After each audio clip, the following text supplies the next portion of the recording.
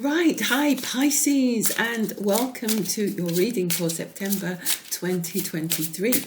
Now, Pisces, in September 2023, your new moon, your opportunity for a glow up, your opportunity for a reinvention or a reawakening is in your 7th house, which means that partnerships, all things related to partnerships, that's business partnerships, that's marriage partnerships, that's partnerships with friends and family, wherever you take this one and add that one to another person or other people, that is what is going to be up for reinvention, renewal, or for manifesting something completely new. So this new moon happens on the 15th of September, and around that time you need to be thinking about what you want to manifest in that area.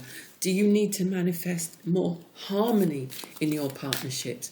Are you trying to manifest partnerships that you feel are more supportive to you? Do you want to break out of partnerships that don't feel supportive? What is it that you want to create in the area of partnerships? Let's look a bit deeper at that for you, Pisces.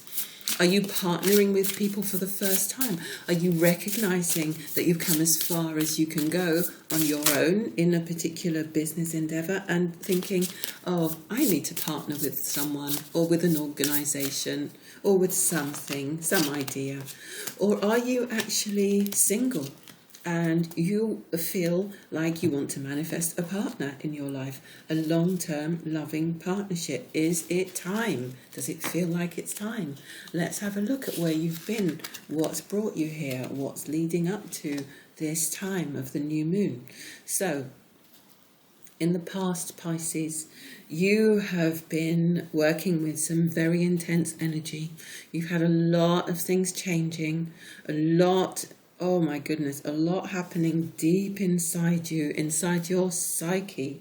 Lots of births, deaths, rebirths, reinventions, coming through a lot of things.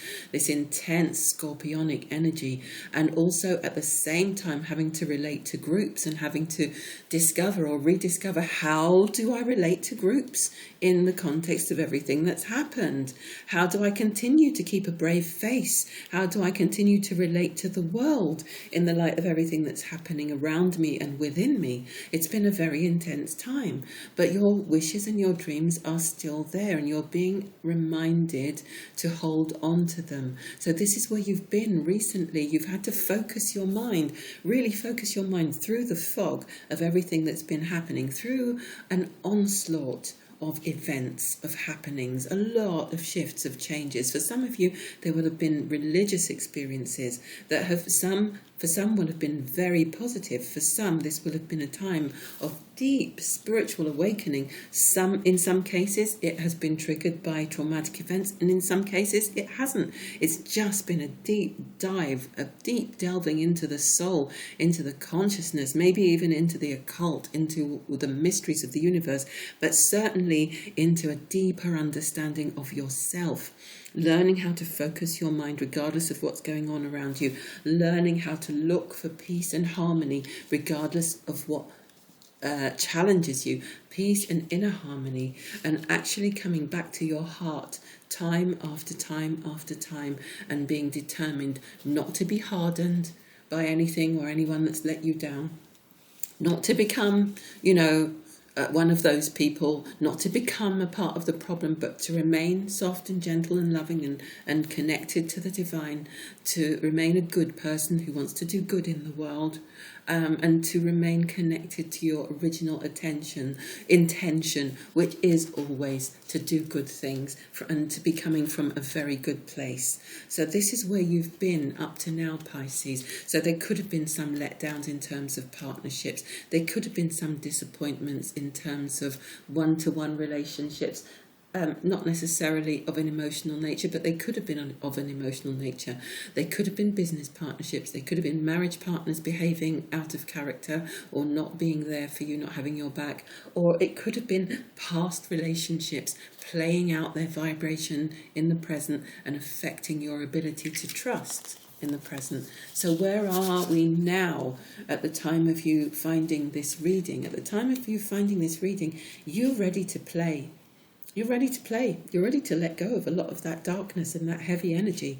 You know, it's happened, it's past, and your ability to bounce back is getting stronger and stronger with each year that passes. You've got this Gemini energy, which could be quite a flirtatious energy. If you're single, you're feeling a little bit mischievous, a little bit witty, a little bit playful, a little bit wanting to flirt with someone, wanting to, you know, get wanting to sort of make eyes at the person in the coffee shop, or maybe want to get that online dating thing going, you know, join one of those apps or whatever, because you've got Gemini right next to the 5th house. So you've got that playful, flirtatious, witty energy, you know, wanting to have that banter going backwards and forwards. And you've also got the 5th house, which can be about play and playfulness, and can also be about love and the concerns of the heart. So this is all looking very good. And if you are already in a partnership, Pisces, it could be about finding the playfulness in your current partnership once again, reawakening that. Your spiritual abundance, the way that you've grown as a result of everything that's happened to you in recent months, is enriching your life, actually, and will enrich your ability to be a better partner to someone else, because you have a greater degree of self-knowledge, and you have a huge amount of protection from the spirit world, from your angels and guides. You have Archangel Michael with you, but you also have others in spirit who are there for you. And it says here, the time for romance has come. I love that.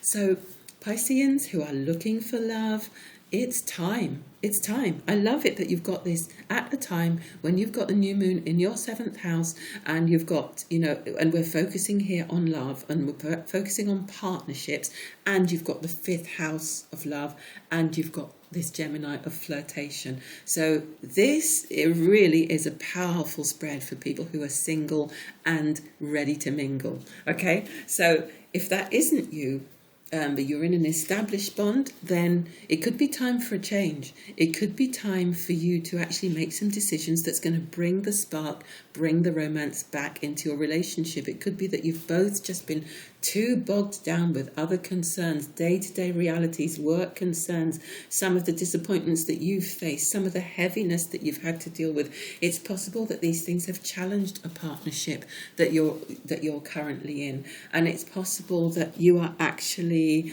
realizing that you need to make some changes in your life that are going to bring back a little bit more of the joy and the fun, and give you more time to devote to the fun and the play and that aspect of your life and your partnerships. But for those who are single and who are looking right now, it's going to be a big month in September. But remember, Pisces, you have to make it happen. You have to be out there.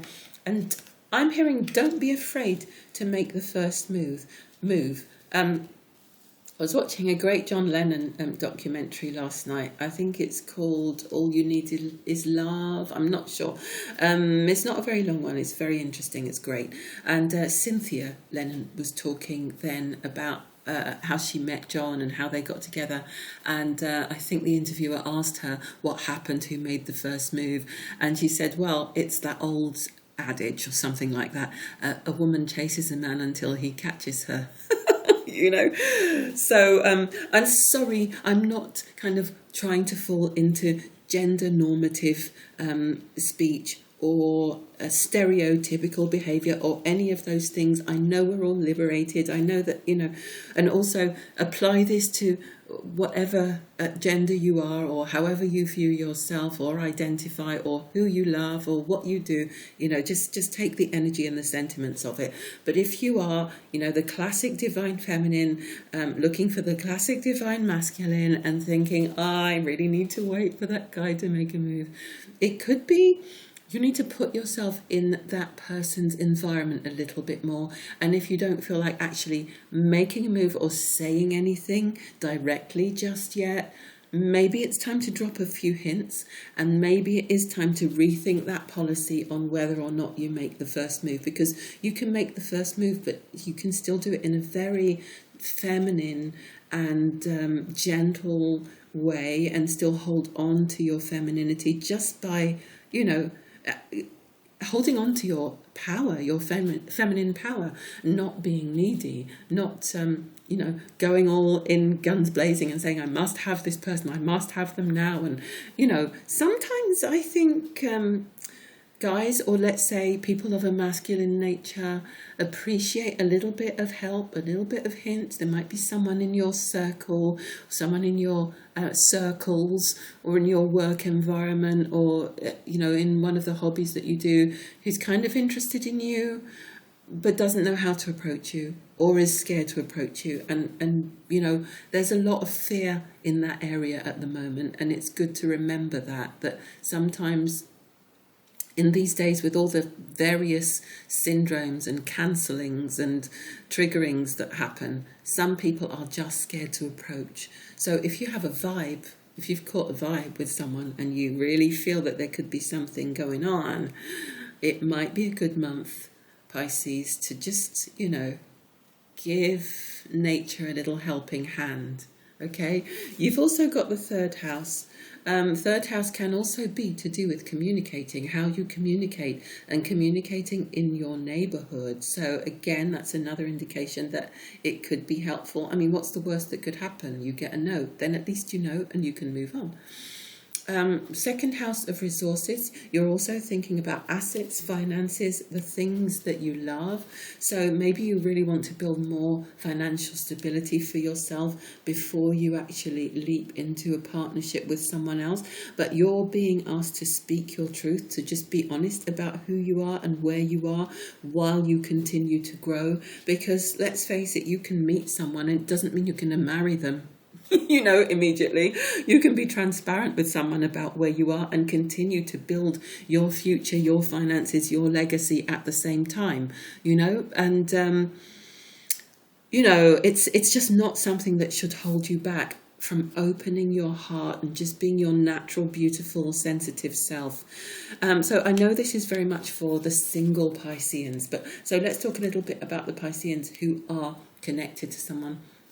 If you have concerns right now about your finances, you need to speak up and share this with your partner or with any partners, any people that you are partnered with. If it's a business thing, you definitely need to be very clear about it. But you also need to keep your heart open because there is still the potential for success.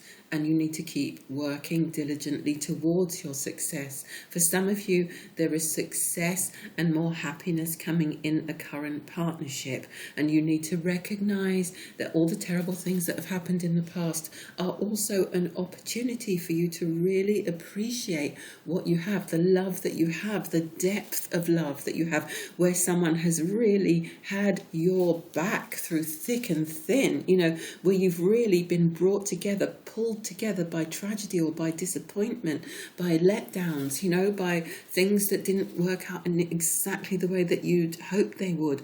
So recognize despair as an opportunity. Within it, you will find the gift of awakening. And remember, we've said that for you, September has the potential for you to awaken to a reinvention or a glow up in the area of partnerships. And it could be any number of the situations that have been described in the reading so far. But one of the really important ones is that look at how far you've come, Pisces, and however difficult and treacherous the path has been. Recognize opportunity, recognize despair as an opportunity.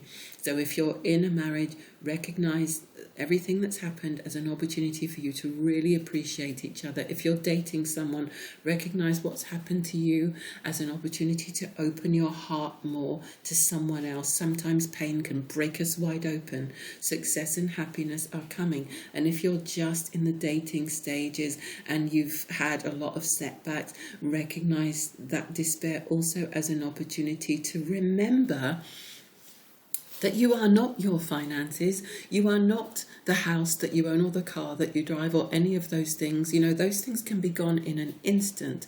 There's, unfortunately, as you can see, the world has been beset with a series of tragedies recently. All kinds of environmental changes, and people have lost their homes overnight. So these are not the things that actually have real, genuine value. It's always the feeling and what we bring that has value, who we are. And there's someone out there who is ready to receive and to hold and be a container and a vessel and a divine counterpart for all that you are, regardless of where you feel you are in life. So keep your heart open, get your flirt on, and stay open throughout the month of September, because when you get to the 15th of September, you really need to be writing a list of the partnership that you want to manifest, and whether it's a divine loving partnership, or whether it's a business partnership, or whether it's how you would like your marriage or your relationship to look going forward, and that will set the tone for the year ahead. So have a fantastic September, a fantastic new moon, Pisces, and wishing you a great year ahead. Okay, stay blessed, stay well, and speak to you soon. Bye.